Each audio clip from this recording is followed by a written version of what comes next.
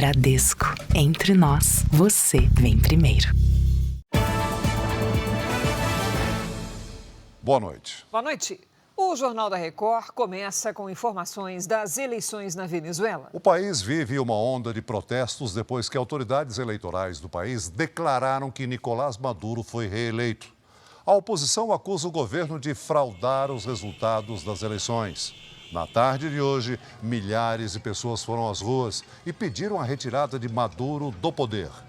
Países da América Latina, da Europa e os Estados Unidos pedem que os resultados sejam anunciados de forma transparente. Há pouco, a líder da oposição, Maria Corina Machado, disse que as atas dos votos mostram que o candidato Edmundo Urrutia obteve 73,23% dos votos. Outras informações e a cobertura completa das eleições ainda nesta edição do Jornal da Record. Um chute no retrovisor de um carro de luxo foi o início de uma briga de trânsito que terminou com a morte de um motociclista em São Paulo. O motorista foi preso depois de prestar depoimento e deve passar por audiência de custódia amanhã. A gravação mostra o carro de luxo amarelo em alta velocidade. O impacto é mortal. Pessoas que passavam pela avenida na hora da batida cercaram o motorista que estava com a namorada. Ele não se machucou. Ela teve ferimentos leves. Você matou o carro por causa do retrovisor do seu carro? Não, ele que me fechou, mano. Ele tava vindo atrás de mim. Nós tava atrás de você, meu parceiro. Você matou o cara por causa do retrovisor do seu carro, maluco. Tudo aconteceu na Avenida Interlagos, zona sul da capital, pouco depois de meia-noite. Uma outra câmera de segurança mostra o carro amarelo logo atrás da moto, o que, segundo a polícia, pode indicar perseguição. O motociclista é Pedro Caíque Ventura Figueiredo, de 21 anos. Ele fazia entregas e ajudava o pai no transporte escolar de crianças. Estava de folga, voltando para casa. Uma pessoa amorosa, não tinha nada que reclamar. Sempre um amor comigo, sempre me tratou todo mundo bem. Só quero justiça, só justiça. O motorista do carro de luxo é Igor Ferreira Salceda, de 27 anos. Ele é um dos sócios de um bar numa área de alto padrão na zona oeste de São Paulo.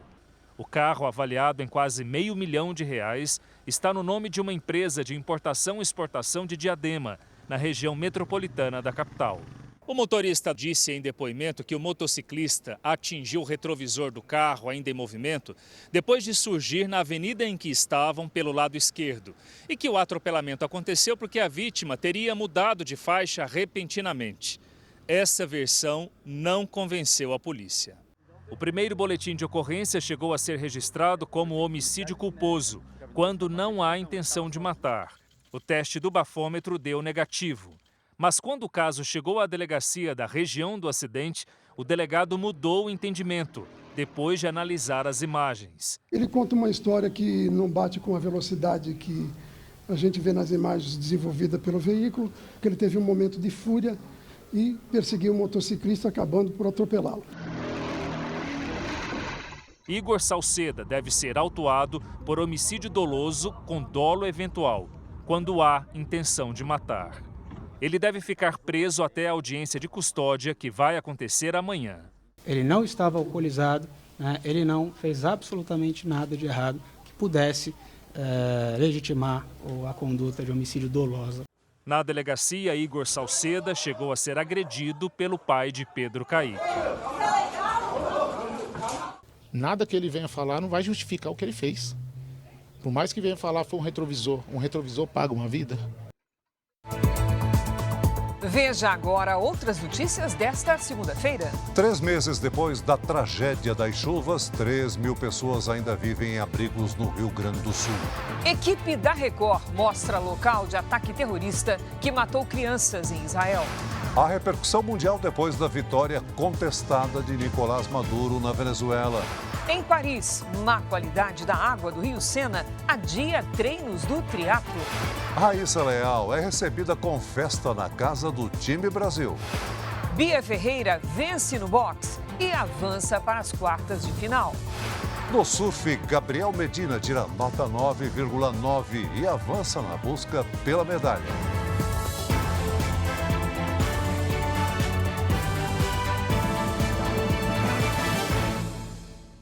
Oferecimento. Agora, a Casa de Investimentos do Bradesco.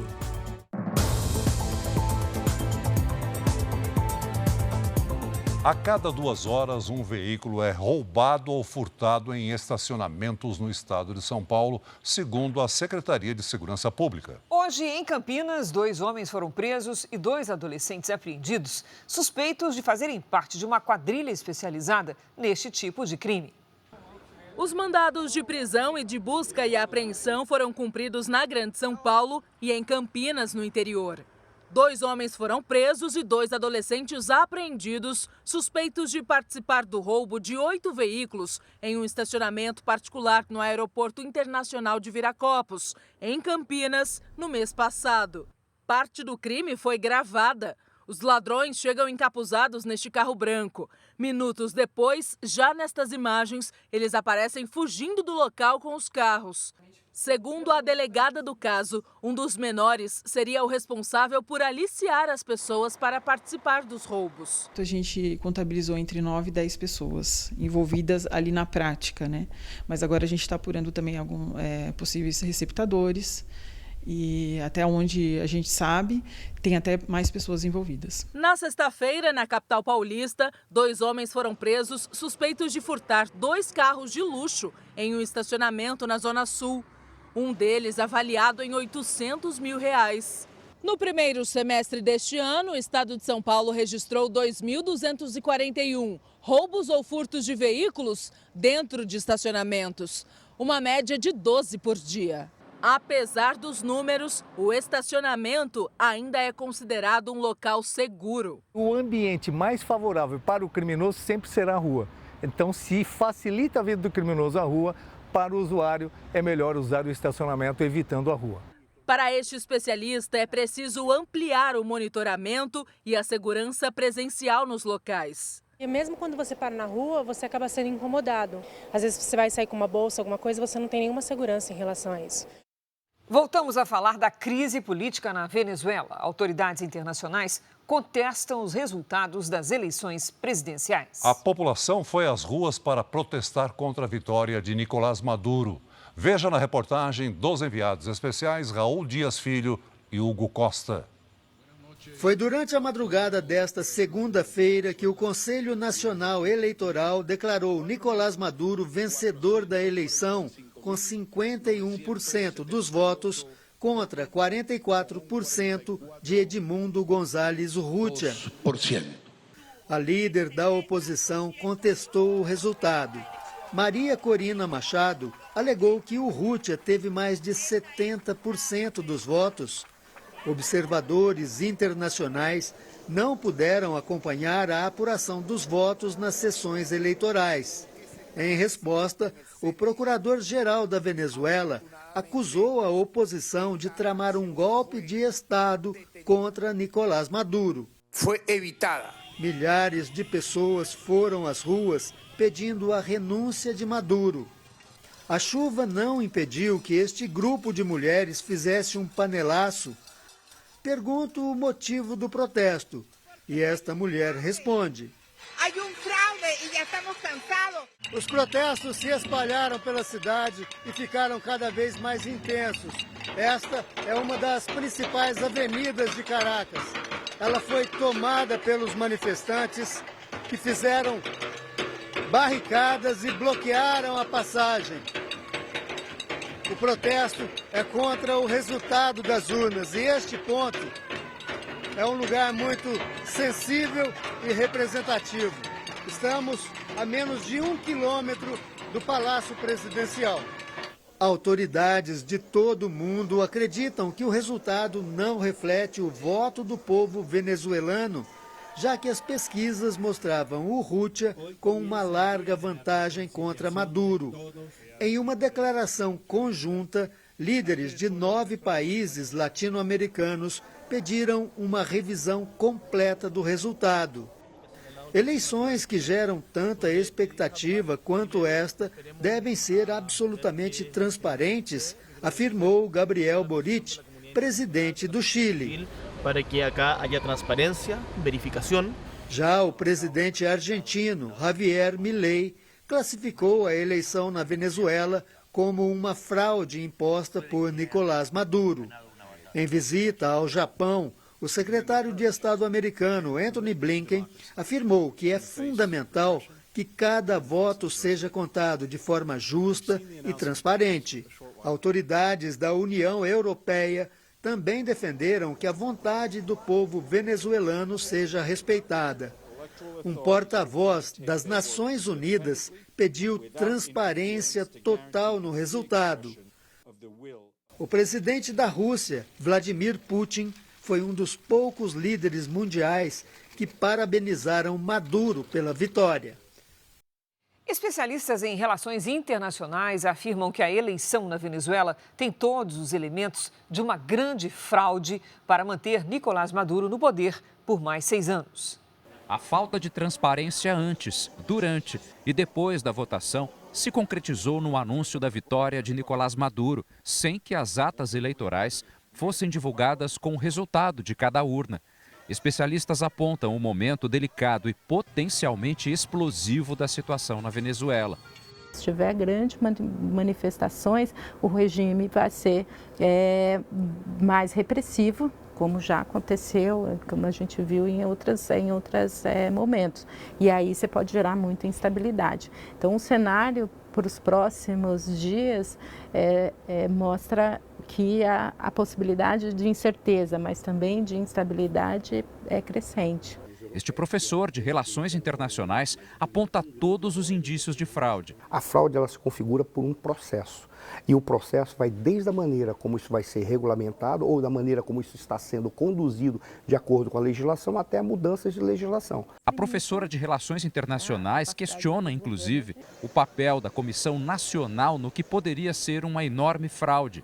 O Conselho, como vários órgãos, né, ou praticamente todos os órgãos na Venezuela, são indicados pelo governo. Então, e aí o Maduro tem um papel de influência muito grande e por isso todas essas desconfianças. Os especialistas ouvidos pelo Jornal da Record acreditam que Nicolás Maduro não vai ceder e permitir uma auditoria nas eleições, mesmo sendo alvo de críticas internacionais. Como o ditador tem o controle de diversos setores no país, o que se espera é que ele faça algo parecido como fez em situações anteriores, quando reprimiu e prendeu adversários. A tendência é que durante esses 6 meses, até a investidura do Maduro, o Maduro vai usar dos mesmos instrumentos que foi usado em 2013. Agora vamos ao vivo até Caracas com o nosso enviado especial para atualizar as informações. Ô, Raul, boa noite. Qual é a situação de momento? Os protestos continuam? Olá, boa noite. Os protestos continuam em diversas regiões do país, principalmente aqui na capital Caracas. E o clima aqui é muito tenso. Agora há pouco nós estávamos posicionados na rua para fazer essa entrada e a polícia, por uma questão de segurança, nos orientou a vir aqui para dentro do hotel. E agora à noite o ministro de Relações Exteriores da Venezuela anunciou que os embaixadores da Argentina, Chile, Costa Rica, Peru, Panamá, República Dominicana e Uruguai serão expulsos do país. O governo de Maduro acusou essas nações de interferência. Além disso, as autoridades ordenaram que os diplomatas venezuelanos nesses países retornassem a Caracas imediatamente. Os países que foram afetados pelo decreto questionaram o resultado da eleição. Com o protesto, a capital Caracas ficou esvaziada. Muita gente evita sair às ruas por medo da violência. Raul Dias Filho, de Caracas. Obrigada, Raul. Daqui a pouco, a repercussão da confirmação de vitória para Nicolás Maduro. O governo brasileiro ainda não reconheceu o resultado e aguarda a publicação dos dados das sessões de votação. O primeiro-ministro de Israel prometeu hoje uma resposta dura ao bombardeio que matou 12 crianças e adolescentes. A equipe do Jornal da Record foi até o local dos ataques. O premier israelense visitou o campo de futebol onde as vítimas foram atingidas. Estas crianças são nossas crianças. O Estado de Israel não pode e não deixará isso passar, disse Benjamin Netanyahu. As sirenes soaram no sábado. Foram mais de 30 bombas lançadas contra Israel. Uma não foi interceptada pelo sistema de defesa aérea. O foguete explodiu exatamente neste local onde as crianças estavam jogando futebol. O lançamento foi feito de trás daquela montanha onde fica o Líbano e demorou cerca de 20 segundos para cair, de acordo com o exército de Israel. A bomba abriu um buraco e arrebentou as grades do campo. Coroas de flores lembraram as vítimas, crianças e adolescentes entre 11 e 16 anos. Foi o pior ataque contra civis desde o dia 7 de outubro, quando terroristas invadiram Israel e mataram mais de 1.200 pessoas. Nem todas as crianças conseguiram entrar neste quarto antibomba quando a sirene tocou. Os estilhaços que deixaram marcas por toda parte são os mesmos que atingiram quem estava no campo de futebol. O grupo terrorista Hezbollah, aliado do Hamas, nega responsabilidade pelo ataque. Mas para Israel, não há dúvidas. Nós sabemos que foi lançado através de uma cidade chamada Siba, no sul do Líbano, e nós sabemos também que o míssil que caiu aqui é um míssil iraniano, de fabricação iraniana, que o único exército aqui no Oriente Médio que utiliza esse míssil é o Hezbollah. Este agricultor perdeu 3 sobrinhos. Nossas crianças não são criminosas, não fizeram nada, lamenta. Milhares de pessoas participaram das cerimônias de despedida das vítimas que começaram no domingo. Hora de conversar com a Lidiane Sayuri, que traz a previsão do tempo para a gente. Oi, Lid, boa noite. Quais os destaques dessa semana? Vamos lá, Cris. Olha, volta a chover e o calorão dá uma trégua em parte do centro-sul do Brasil. Boa noite para você, boa noite, Celso, boa noite a todos que nos acompanham. Nesta terça-feira, uma frente fria avança e forma nuvens de temporal sobre os litorais de São Paulo e do Rio de Janeiro. Em Santos, Ubatuba e em Paraty, o sol quase não aparece. O dia será chuvoso. Além da quantidade de água, as rajadas de vento podem chegar aos 90 km por hora. À tarde, as máximas ficam em torno dos 18, 19 graus. Em São Paulo e em Curitiba, chove pela manhã e à tarde, mas sem alertas para temporal. As temperaturas máximas ficam entre 11 e 16 graus. No Rio de Janeiro, chove a qualquer hora e faz até 22 graus. Neste momento, a frente fria está na altura do sul do país, provocando chuva nos 3 estados da região.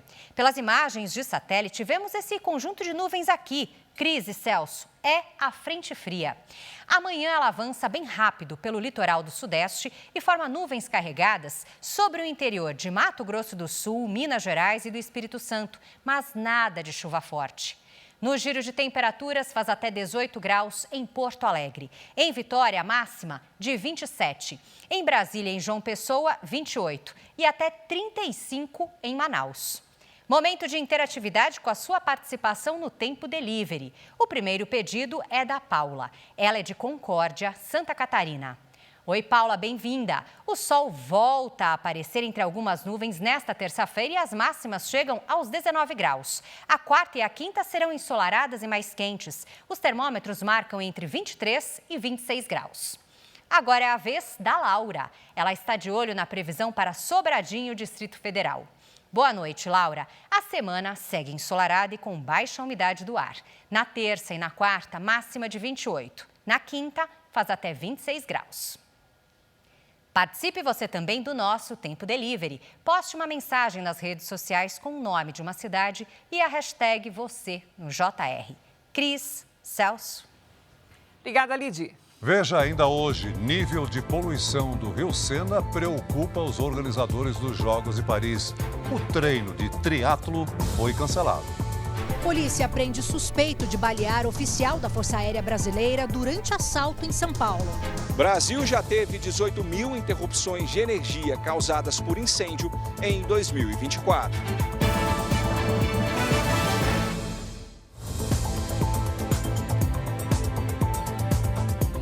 Uma nova modalidade de empréstimo que usa o celular como garantia não tem regulação específica do Banco Central e pode prejudicar ainda mais quem precisa de dinheiro. Patrícia Lages está conosco e traz as informações. Pati, isso aí é uma coisa bem arriscada, né? O consumidor precisa estar de olho, não é mesmo? Mais uma para o consumidor ficar bem alerta, viu, Cris? Boa noite para você, boa noite, Celso, e boa noite para você de casa. Vamos ver como esse empréstimo pode complicar ainda mais a vida de quem já está endividado.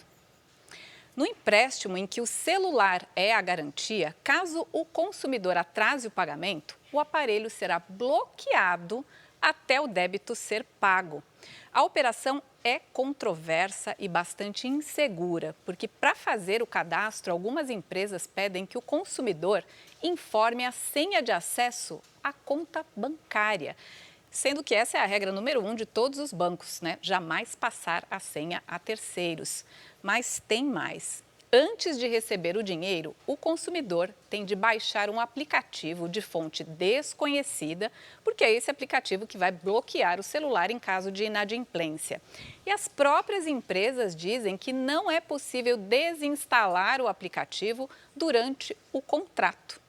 Agora, as taxas de juros podem chegar a mais de 800% ao ano, bem mais altas do que em outros empréstimos com garantia.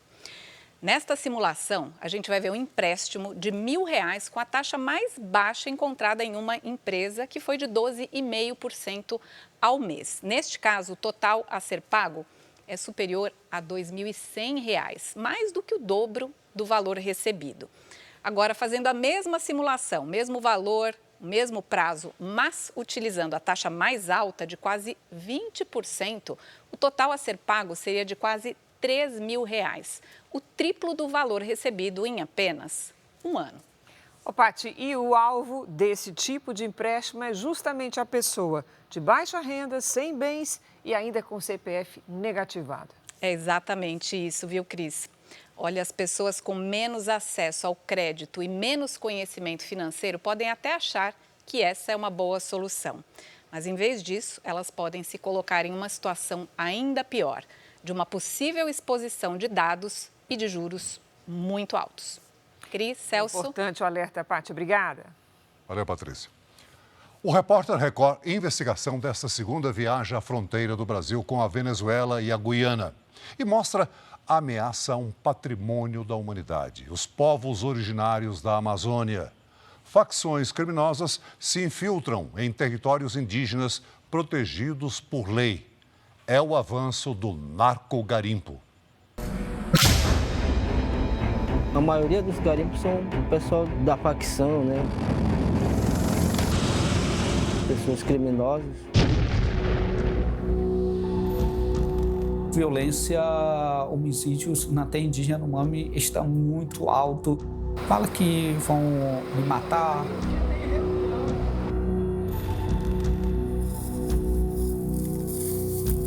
Eles falaram que ele era um deles. O PCC ou o Comando Vermelho? Não, PCC. Muitos jovens se prostituindo, muitos jovens até chegam a vender drogas, né? Tem muitas armas que foi deixado pelos garimpeiros. Se o PCC é forte vendendo droga, imagina ele traficando ouro. O garimpo é o que pode existir de mais devastador. Facções em terras indígenas. No Repórter Record Investigação. Veja a seguir. Raíssa Leal comemora a conquista do bronze em Paris, mas já pensa na volta às aulas. E logo depois do Jornal da Record tem a estreia da novela Força de Mulher. Você vai acompanhar a história de uma mãe que transformou dor em superação.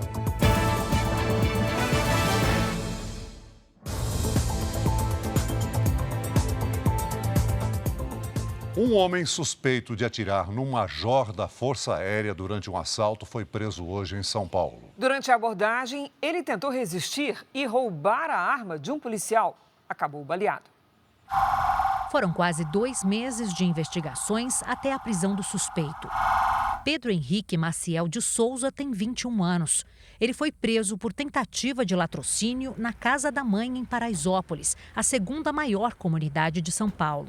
De acordo com o delegado responsável, durante a ação, Pedro Henrique foi baleado na perna depois de reagir à voz de prisão e tentar pegar a arma de um dos agentes. Segundo a polícia, ele confessou ser o homem que aparece em uma moto nas imagens gravadas no dia 5 do mês passado. O suspeito armado abordou Rafael Gomes Moreira, de 38 anos, e a mulher dele, Jéssica Sato Corradino, de 34, na saída de um restaurante na Zona Sul. Ao se aproximar do criminoso, Rafael, que é oficial da Força Aérea, foi baleado no pescoço. O sistema de rastreamento do celular de Rafael foi o ponto de partida para as investigações. O aparelho indicou que logo após balear o oficial, o assaltante fugiu para a comunidade de Paraisópolis, também na Zona Sul. A identidade do criminoso foi confirmada pelos policiais a partir da jaqueta que ele usou na noite do crime. A gente consegue uma fotografia dele, inclusive com a jaqueta que ele utilizou no crime. Então essa fotografia também serviu de elemento. Rafael foi levado em estado grave ao hospital. Em nota, a FAB diz que o oficial recebeu alta e se recupera. Ele ainda faz tratamento para recuperar os movimentos. De acordo com o delegado, Pedro Henrique também é investigado por suspeita de participação em outros 4 crimes. Depois de balear o Rafael, ele ainda voltou às ruas e cometeu outros roubos. Um incêndio nesta segunda-feira deixou moradores de 6 cidades de Goiás sem luz. Os incêndios próximos a redes de energia cresceram mais de 130% neste ano. Hoje de manhã, um incêndio chegou próximo a uma subestação de energia em Anápolis, a 50 quilômetros de Goiânia. Um incêndio forte. Os bombeiros foram acionados e conseguiram controlar o fogo. Ainda temos alguns pontos que ainda tem fogo. Apesar da rapidez, moradores de 6 cidades goianas ficaram sem energia elétrica. Nós precisamos ligar para garantir a segurança da nossa equipe, nossa brigada que estava junto com o corpo de bombeiros, controlando o incêndio. Os números de incêndios próximos a redes de energia aumentaram mais de 130% nos 5 primeiros meses deste ano, em comparação com todo o ano passado.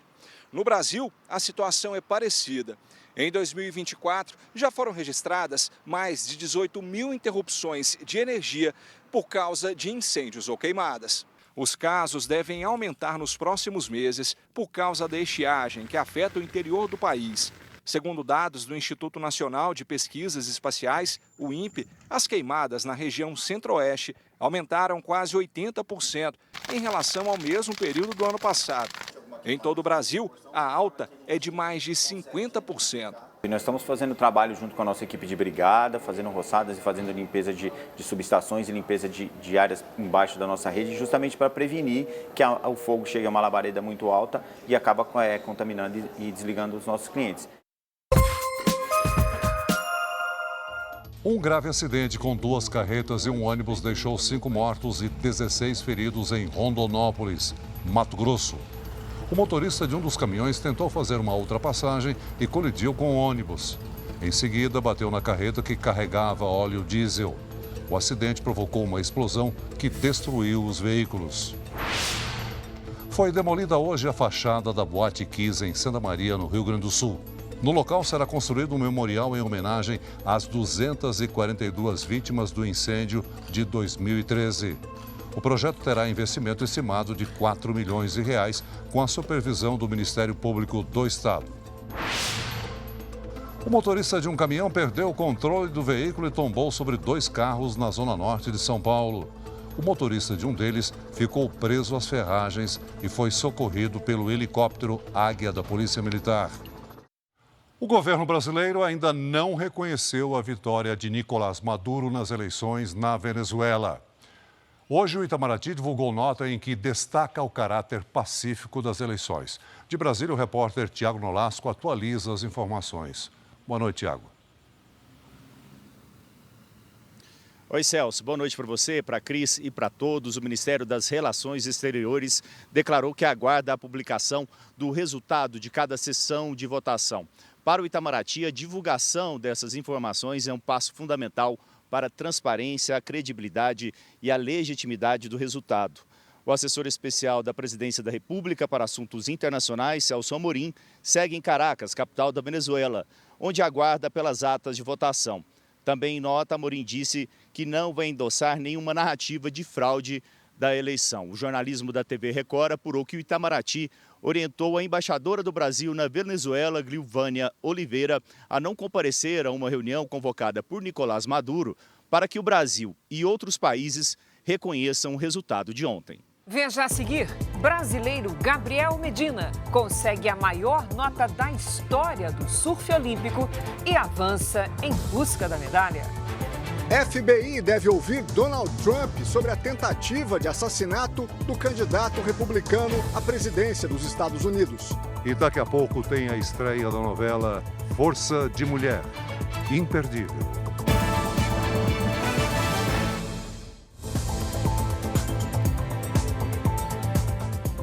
O FBI, a Polícia Federal Americana, vai ouvir o testemunho do ex-presidente Donald Trump sobre o atentado contra ele no último dia 13.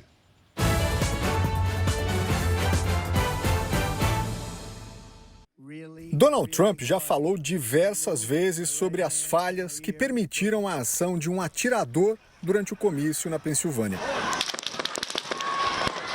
O atentado levou a diretora do Serviço Secreto americano a pedir demissão. Hoje, o FBI declarou que Trump concordou em dar detalhes sobre o ataque. Nas redes sociais, americanos denunciam que no buscador do Google, quando se pesquisa a expressão tentativa de assassinato, aparecem várias sugestões, mas não o nome de Trump. Para o filho de Trump, isso é interferência eleitoral intencional do Google. A um canal de TV americano, o Google afirmou apenas que os sistemas de busca têm proteções contra previsões de complemento automático associadas à violência política e que trabalha para melhorar as atualizações. A menos de 100 dias das eleições, tanto Trump quanto o vice, J.D. Vance, estão com a agenda cheia de comícios. Até quarta-feira, ao menos 4 estão marcados. Trump pretende voltar à mesma cidade da Pensilvânia onde sofreu o atentado, mas por enquanto não há data definida. Fora da corrida presidencial, o presidente Joe Biden anunciou que trabalha num plano de reforma da Suprema Corte americana. A proposta sugere um limite para o mandato dos 9 juízes, além de atualizações no Código de Ética. O repórter Eliseu Caetano, de Washington, tem os detalhes. O presidente Joe Biden acredita que as medidas podem restaurar a confiança na Suprema Corte, que, segundo ele, enfrenta uma crise ética. Outro objetivo seria garantir que nenhum presidente esteja acima da lei. A provável candidata do Partido Democrata, Kamala Harris, manifestou apoio à reforma. Embora ainda não tenha sido oficialmente nomeada para a corrida presidencial, Kamala segue a agenda de campanha e vai participar de um comício amanhã em Atlanta. A campanha de Kamala já arrecadou em uma semana 200 milhões de dólares, o equivalente a mais de 1 bilhão e 100 milhões de reais. A nomeação da democrata está prevista para quinta-feira.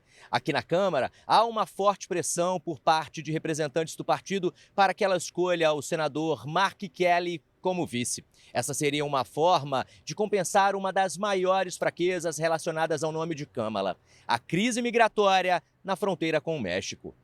Mark Kelly, do Arizona, ficou conhecido por cobrar do governo Biden uma postura mais firme contra a imigração ilegal e também mais segurança na região de fronteira.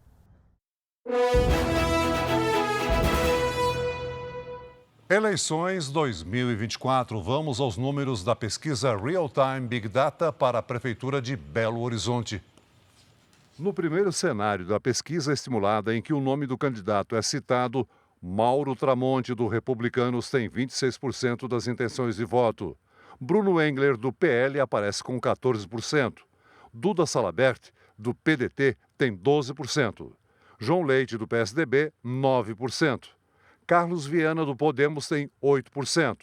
Fuad Noman, do PSD, 7%. Rogério Correia, do PT, 5%. Gabriel Azevedo, do MDB, tem 3% das intenções de voto. Votos brancos e nulos somam 8%. Não souberam ou não responderam, 8%. No segundo cenário da pesquisa estimulada, sem o ex-deputado João Leite, Mauro Tramonte tem 29% das intenções de voto. Bruno Engler aparece com 15%. Duda Salabert tem 12%. Carlos Viana, 8%. Fuad Noman, 7%. Rogério Correia tem 5% e Gabriel Azevedo, 3%. Brancos e nulos totalizaram 10%. Não souberam ou não responderam, 11%. No terceiro cenário da pesquisa estimulada, sem João Leite, Carlos Viana e Rogério Correia, Mauro Tramonte fica com 31% das intenções de voto. Bruno Engler aparece com 16%. Duda Salabert tem 12%. Fuad Noman, 9%. E Gabriel Azevedo, 4%. Brancos e nulos somam 12%. Não souberam ou não responderam, 16%. O Real Time Big Data entrevistou 1.000 pessoas entre os dias 26 e 27 de julho deste ano. A margem de erro é de 3 pontos percentuais para mais ou para menos. O nível de confiança é de 95%. A pesquisa foi registrada na Justiça Eleitoral de Minas Gerais. Voltamos a falar das Olimpíadas de Paris. O treino do triatlo, que aconteceria hoje no Rio Sena, teve que ser cancelado mais uma vez por causa da qualidade da água. O nível de contaminação do Rio Sena preocupa os organizadores dos Jogos. A qualidade da água está abaixo do padrão exigido para a disputa da prova, prevista para amanhã. Com as fortes chuvas dos últimos dias em Paris, uma grande quantidade de esgoto pode ter poluído o rio. Novos testes serão feitos nesta terça-feira. Vamos ver agora como está o quadro de medalhas.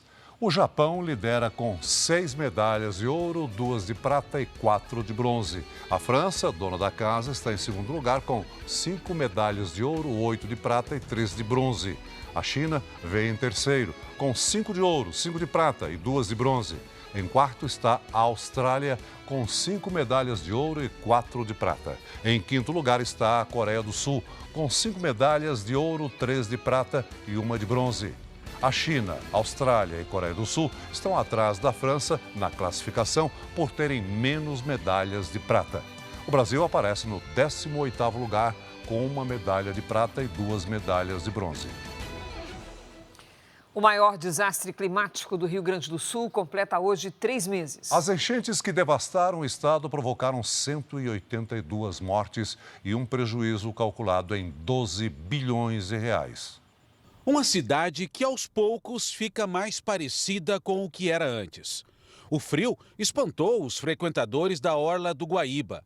O cartão postal de Porto Alegre ficou submerso por cerca de um mês.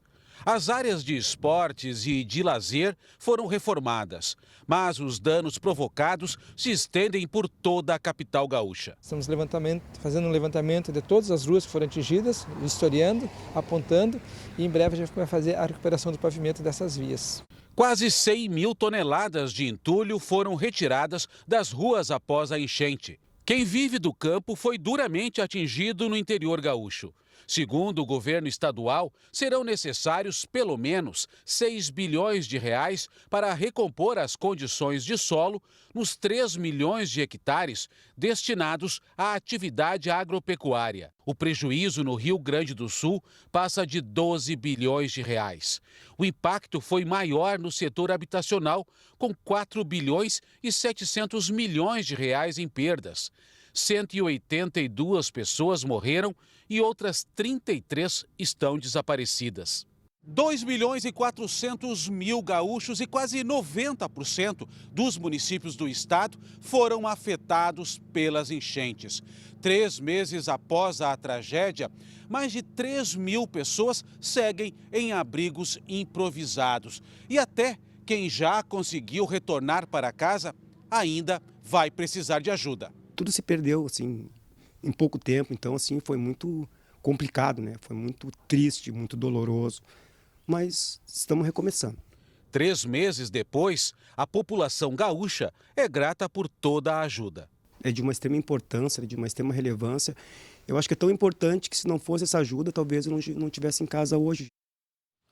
A compra de um supercomputador pelo Instituto Nacional de Pesquisas Espaciais vai ajudar a melhorar a previsão do tempo no Brasil. O novo equipamento permite prever chuvas fortes com maior antecedência e, assim, diminuir os prejuízos com desastres climáticos. Numa época de eventos climáticos extremos, prever potenciais desastres se torna um desafio.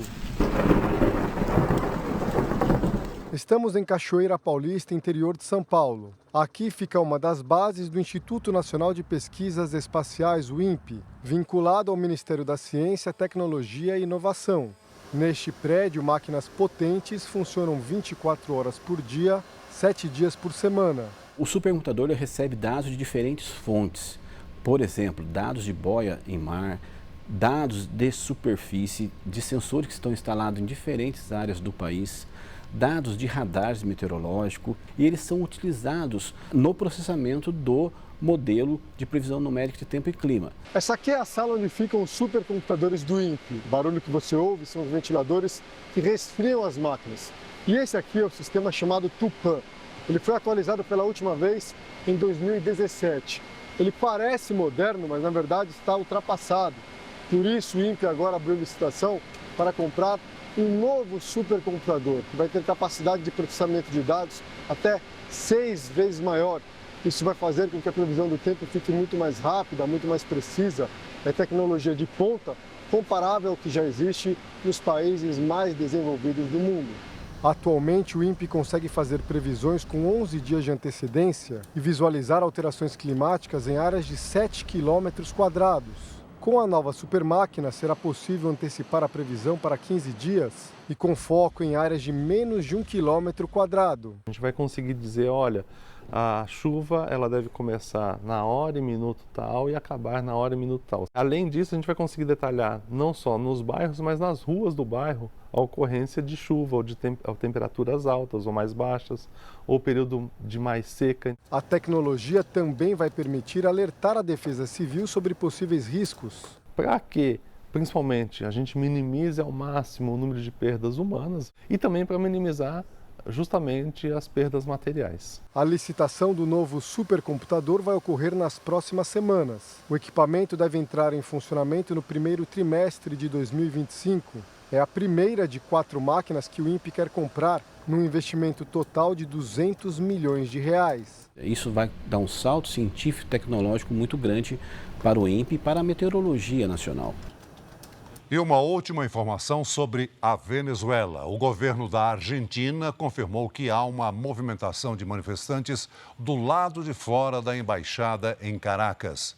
De acordo com o Ministério das Relações Exteriores da Argentina, ainda não houve uma tentativa de invasão. Desde o anúncio de vitória para Nicolás Maduro, foram registrados protestos em todo o país. O Jornal da Record de hoje termina aqui. Essa edição na íntegra e também a nossa versão em podcast estão no Play Plus e em todas as nossas plataformas digitais. Você fica agora com a estreia da novela Força de Mulher. E logo depois de Gênesis, tem Repórter Record Investigação. Saiba como as facções criminosas atuam em terras indígenas. Ótima noite para você. Boa noite.